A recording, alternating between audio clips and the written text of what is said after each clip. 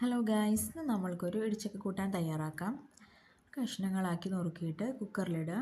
അതിലേക്ക് ആവശ്യത്തിന് മഞ്ഞൾപ്പൊടി, പിന്നെ കുറച്ച് ഉപ്പ്, കുറച്ച് വെള്ളം കൂടി ചേർത്തിട്ട് അടുപ്പത്ത് വെക്കുക.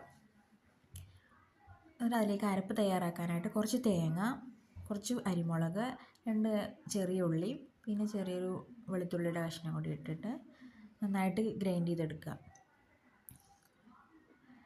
ഇതുപോലെ ആക്കിയാൽ മതി. കുക്കർ തുറക്കാം നമുക്ക്. അപ്പോൾ നന്നായി വെന്തിട്ടുണ്ട്. ഇനി നമുക്ക് ചെറിയ ഇടിക്കല്ല് ഉപയോഗിച്ചിട്ട് നന്നായി ഇടിച്ചെടുക്കുക. ചതച്ചിട്ട് നമ്മുടെ അരപ്പ് അതിലേക്ക് ചേർത്ത് കൊടുക്കാം. നന്നായിട്ട് ഇളക്കുക. എന്നിട്ട് ചട്ടി അടുപ്പത്ത് വെച്ചിട്ട് കുറച്ച് കടുക് നന്നായിട്ട് പൊട്ടി വരുമ്പോൾ കുറച്ച് കറിവേപ്പില, പിന്നെ നമ്മുടെ ഈ ഇടിച്ചക്ക ഉണ്ടല്ലോ, നമ്മൾ ചതച്ച് വെച്ചത് അതിലേക്ക് ഇട്ടിട്ട് നന്നായിട്ട് ഇളക്കുക.